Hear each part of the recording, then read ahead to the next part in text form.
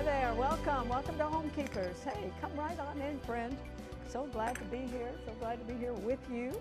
And maybe this is the first time you've seen the program. I hope that the name of the program kind of gives a hint of what we're all about, because I believe fervently that if we could get the homes in America right and lined up biblically, it would so change this nation for the better that is far beyond what we could even imagine. So we're doing our little part here to encourage fathers and mothers and children and everybody to take their biblical role within the family, and it's going to make a lot of difference.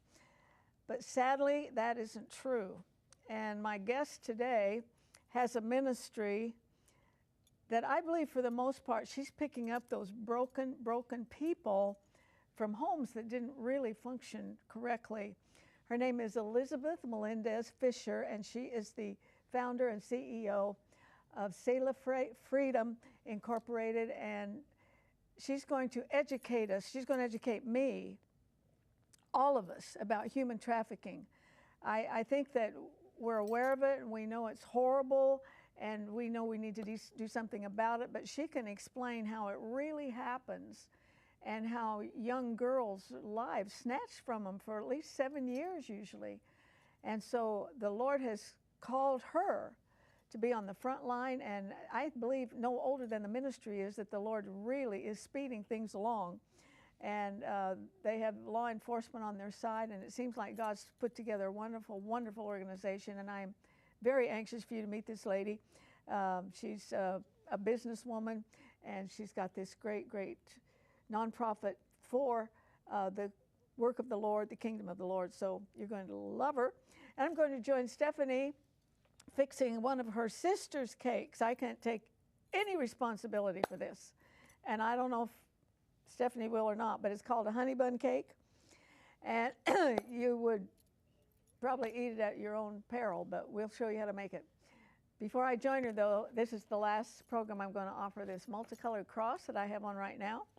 And it reflects just soft color of the rainbow, and you can make the chain longer than what I have it, or even shorter.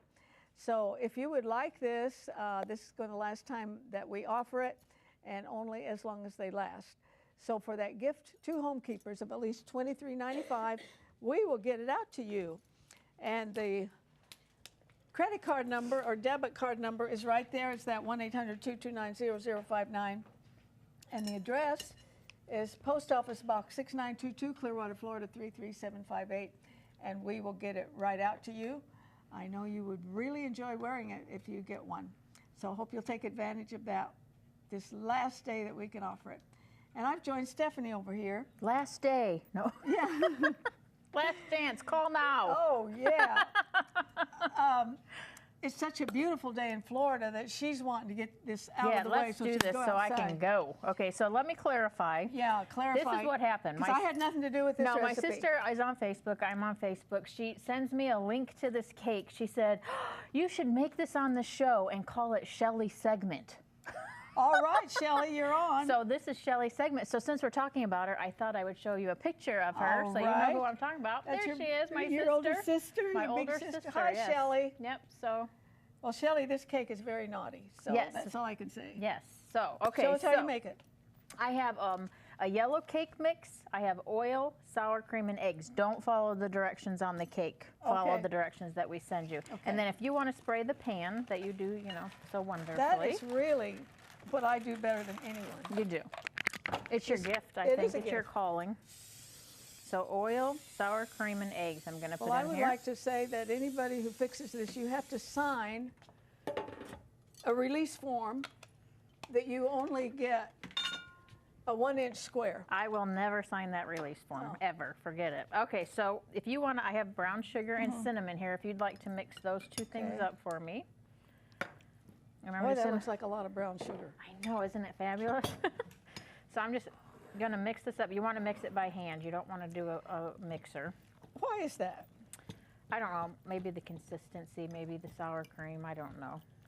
So we're just following because the directions said so, and we're doing what the directions said. So yeah, you know, in case somebody didn't see that last program, we have been preparing for Stephanie to go all to pieces, have a nervous breakdown, all the above. When her daughter goes off to college, now the daughter decided to go to college in town. Yeah, and stay home. So yay! Well, you know, another thing, Stephanie, it's so much cheaper. Oh yeah, it's gonna I keep they're hearing very of cost these people effective. who have $200,000 in student loan Yes, debt. yes, it's The Bible says you sit down and count the cost before you build the house. And I had told Alexis, or before you go to college. I told her, I said, I want you to go through college debt free. Absolutely. And we have a college fund for her that is sufficient. But I mean, it's when you know the economy crashed, it kind of crashed too. Yeah. But we do have some. But I mean, if she stays home, it's going to be more likely that she's going to graduate debt free. So that's our plan anyway. And she said she likes food. Because we told her she that likes her mother's cooking. if she went to college and she got her own place or the dorm, that she better get used to ramen noodles and macaroni and cheese, because we weren't funding the whole Chick-fil-A every day. Sounds more like a boy. Yeah. Okay, so you put half of the mixture in the pan. Oh, you have something else to mix here before you. Oh, okay. If you want to mix together the powdered sugar, the milk. No, no, no. Okay, the powdered sugar. Vanilla. And yes, that's it. Jeepers. That could have ruined everything. Did Arthelene Rippy? Give you a little heart attack there? Yeah. Gotta always be watching you. Well, hey, Jeepers. How's your Facebook? 455 likes. I'm getting ready to do another giveaway because we hit 450. Oh, that is excellent. Boy, when you hit 500, we've got. We're having a party. We are. Okay, so I We put need a half special recipe that day. Yeah, I put half of the mixture in here. I'm putting all of this in the middle. All of the brown sugar and cinnamon. I want to know where she got this recipe. It was on crazy. Facebook. Oh, really? Yeah, you know how you post 1 million recipes on your? Yeah, I missed this one somehow. Yeah. She found this one and said, oh, so this is Shelly's segment. We got to remember Shelley, that. Shelly, we do love Stephanie around here, want you to know. Well, we love Shelly too. But let's get back to this Facebook thing. We need you to go to my Facebook page and like me, please. Because she puts recipes and ideas on. Oh, yeah. Constantly. Okay, so I'm just going to mix this up, and then I'm going to take a butter knife, and I'm going to, like, streusel it. That's a technical term, by the way. When I saw you putting that other one together, I thought, it reminds me of a coffee cake. Yeah, well, it's honey bun cake, so honey bun is like a coffee cake. I'll take a little tiny piece out of here. Oh, please. What is that supposed to do? Now you got to put this over it. That's the topping for it. Oh, that's... Yes. Okay. So then you just bake this. Here, you want Let me a have that spoon. Tell we're really together. This for, yeah, right. Bake this for 40 minutes, and then pour that yumminess over it. And you can tell my, oh my. I've made a mess. This is coffee cake. Tell my sister how good it is. It's deadly, but it's good. Oh, it's awfully good, as a matter of fact. But it does taste like a really good coffee cake. Is that your first time? That's a winner. Is that the first time to taste it? Yes. Okay, friends. Oh. If you want this recipe, you email us. You do. You want it. That's the best way, is to email us. Or if you don't have a computer, write to me. We'll be glad to send it out to you. No cost at all. We'll get it right out to you. Stay, I want you to meet my new best friend, Elizabeth Fisher. Stay Love you, with us. Shelly.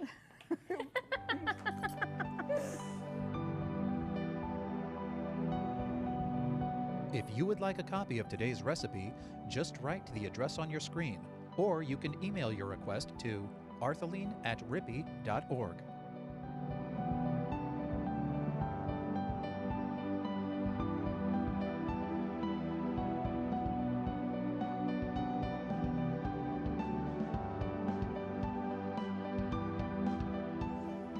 All right, I'm very excited to introduce to you Elizabeth Melendez Fisher, founder and president of Sela Freedom Corporate. And this deals with victims of human trafficking, a term that we hear often, not sure what it is.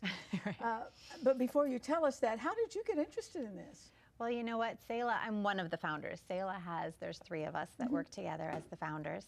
And I had moved from Chicago 5 years ago and was literally coming down here to relax. My husband and I wanted to just get off the hamster wheel, and we ended up getting involved in a women's event, a women's ministry event.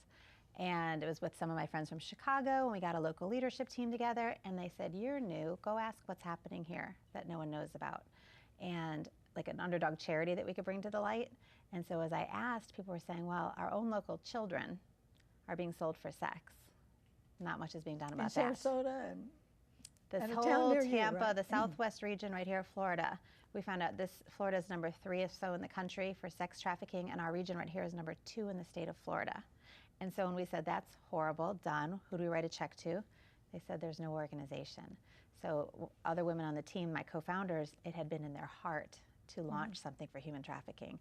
So we were told this news, they had the mission, and then it's like God just brought in these people that were armed and dangerous and ready to go. And you're a businesswoman, so I'm sure they were glad to have you on board, maybe to save some time. It's a 12-month residential recovery program, support and recovery groups, and life skill trainings, and you help them get educated and all that. You have a BA in communications and a master's in clinical psychology. Yeah. Has anybody ever called you an overachiever? No. You know what? I had a career in advertising. I worked in television in Chicago, and after doing that for 7 years, I knew after I had children I wouldn't want to go back to advertising. It's just a really competitive world, and I got my master's then. So I got my master's 16 years ago and had just been raising my children and a volunteer, and then all this happened. So it's neat to have the perfect credentials today. It's very, very God knew I needed back then, right? Isn't that the truth? Mm-hmm. Now, is the term slavery intermingled in human trafficking? Yeah, yeah. We say modern day slavery is a big term that's used today. Yeah, we think of slavery as chains and... Oh, yeah. They say we have more slaves today than ever in any other period of history.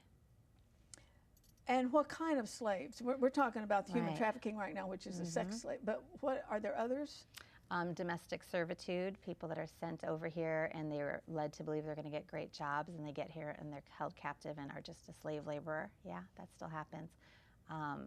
A lot of things in Florida agricultural-wise, we have that going on with slave labor. Yeah, but what we focus in on is sex trafficking and sex slavery, because it's it's epidemic and no one realizes what it is, and they don't realize the root and how common it is, and that's the part that we're so passionate about bringing it to the light, because like you said, if you could clean up what's happening at home, a lot of this would be eradicated, but our society, there's just so much. Could I be sitting next to one in church? Oh, yeah. Oh, yeah.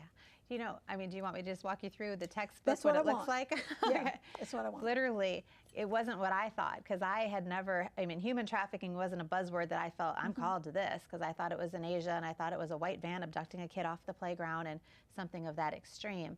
But it's much more benign and it's much more prevalent. It's literally a child, every girl we work with, they say this is textbook, and every single girl, they say 92% of them fit this profile, but 100% of our survivors have fit this profile. They were sexually abused, or horrifically abused as a child, and just kept it a secret. They were told, this is your identity, this is who you are, you can't tell anyone, and it was always by someone that should have been a protector, and it was always having another parent just not advocate for them. And so literally, they end up keeping the secret. Most of them get abused as young as 2, 3, 4 years old, and then they keep that secret till they're around 12 to 14. They say the average age of entry into human trafficking is 12 to 14, but by 12 or so, someone that's been abused for that long, something happens in them. The youngest in our program was 11 when she said, I remember when I said, I can't take it anymore. It was someone on our staff that was a little older, but they said, there's something in you that snaps, and you say, no more. Well, what part in this do they become in the trafficking part? Well, what happens is they literally, that abuse has stripped them of any identity, any knowing, and most of them run away. And what we know now is within 48 hours, 80% of runaways are approached and coerced to be in the sex trade. So you have this kid that has no idea who it is, has been used for sex their whole life. There are predators out there that are so sophisticated looking for runaways. They appear as a couple that can offer this safe family that they've always wanted. Oh, it's a couple? Sometimes it's a couple. You don't know. Like everyone thinks, like, we always say, what do you think a pimp looks like when we're educating? And they're like, oh, big black guy, purple feather in his fedora. And we're like, how about a star football player on the football team? How about a couple that could be your best friend's parents? And there was a couple arrested in Bradenton that was hanging out at the bus station. A couple? Couple. Yeah. Because you know what? Human trafficking, they say drug trafficking is a $36 billion industry. This has grown to be $32 billion because you don't have to repurchase it. You consume the same person, they say, 15 to 40 times within a 24-hour period, up to 7 years. Some pimps record $250,000 a year off of one. Statistically, where do these young people, are there boys too? Yeah. Mostly girls, I'm sure, but so they can't take it anymore, so they're running away. Statistically, to where do they run that a predator would be right there? Well, the streets, runaways tend to go to bus stops, streets, and just think of the areas, I don't know your area here, but we have certain areas where people think they're high prostitution areas. And a runaway typically will hit an area like that for whatever reason. I don't know why they end up there. But within 48 hours, there's people that literally are looking for them. So they're so skilled in knowing what a vulnerable person looks like. Like we had one girl, she said, I was 11 years old when I thought, no more am I going to take my brother and my father doing what happens in my room every night. And she said she ran out on the streets, and she said, I felt so empowered when I took $10 from the first time for like a 50-year-old man, because I thought, if this is all I am, I might as well get money for it.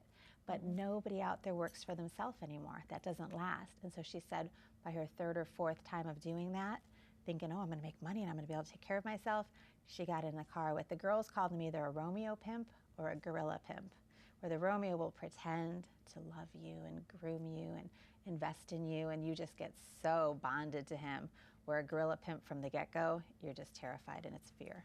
So the Romeo pimp, are they real loyal to them? Well, the girls, and the boys, because they have not had anybody protect them. So to have this covering, even though they still will get them typically hooked on a drug, they'll still get them dependent on them and say, hey, babe, I need a little help with the rent, gonna need you to do this, and then they're back into the life, and then they realize this is all I am. Drugs very much involved? Very much involved, very much involved. Okay, so we have this child who's been molested, usually for years. They break free, a predator finds them, and then they rent them out like a room. Child for sale. And there are so many avenues of selling children today that people are like, well, we don't have, but first they saw it as child prostitution. They're like, there's no such thing. There's no kid that's like, I think I want to be purchased for sex today. But law enforcement has realized the term human trafficking, any commercial act that involves an exchange of goods for a sexual act with a minor is human trafficking. It's a felony, it's a federal offense. And what law enforcement has realized is that these kids that are out there, what's happening is they're not finding a ton of them. It's very hard because you think about our society that is into purchasing these children. They say up to 300,000 American children are sold into the sex trade every year. And that's a big business. And they like them younger and younger. So when law enforcement realized what we were doing, and when we were first realizing the partnership was essential, they said, you mean you guys can help with all these kids that are out there that are 18, 19, that all of a sudden they're surfacing and they're ending up in our jails and we don't know what to do with them, because those are the ones that aren't in high demand anymore. And so, see La Freedom is waiting there. All right, so they sell them. What about those that are school age? Do they go to school? You know what? We have girls in our program, like one of our survivors on staff, she said no one knew I was in the life. Her dad was the one who molested her, and then her dad turned into her pimp. And he was the one that sold her out. She grew up right here in Tampa, and nobody knew. She was like top in her class. She was in beauty pageants, but she had this life that happened after midnight that no one knew about. So from 12 to 4, her father made dates for her that she had to keep with men in the community. And he got the money. Oh, yeah. Yeah. You're about to leave me speechless here. Everyone's like, what? Because I want to, it's obvious I'm going to have to have you come back, but yeah. How do you find them? So what ended up coming out of this, so we knew we wanted to do something. So at first we said, okay, we're just going to raise awareness because this is ridiculous. And so an awareness program started, and then we realized we have to give them a home. Where do these girls go? One of the founders saw a video that said they're not who they were, and they can't go back. So where do they go? And so we created this home, and when we were learning about this, I mean, we had no idea what we were doing. We were just like following the steps as they appeared. And FBI and National Rescue Agency said there are 2 in the country that do this well. Please do not create your own model or try to model after anything in Florida. There's one in Atlanta, there's one in Iowa. Please learn from them. So we're like hungry for wisdom. Are you kidding? So we got into an organizational mentorship program with the one out of Atlanta that had been doing this for over 12 years. And they ended up giving us all of their programming and best practices and outcomes and measurements. And so what happened was we launched into a rental because they said, don't buy your first home. It probably is going to be the wrong location. And we so quickly outgrew it. We had such a wait list. Donors, we have this beautiful donor, the Pentecost Foundation, that gives us $250,000 a year to help Praise God for them. Right? Helped us launch. So we were able to move to 5 acres in Manatee County. And then a donor found us on the internet and gave us a home in Tampa. A Major League Baseball player furnished it. I know. And this is kind of a baby organization. It's been fast. I always say Godspeed. Everyone's like, how are you moving so fast? I'm like, that would be Godspeed because it's his. Okay, when you get them, are they angry, confused? Yes, yes, yes. Full of shame and guilt, all the above. Everything. And that's why Selah Freedom itself, I mean, I am completely a faith-based individual, crazy about Jesus. We're not set up to be a faith-based organization because if you have them come in and say, here's your statement of faith and here's our Bible verses we're built on, they're like, they all say, where was God? Don't tell me about your God. I don't want to hear it. And so you got to show them. You got to love them. You love them. They come in, they're like, take me to the Buddhist temple. We're like, okay.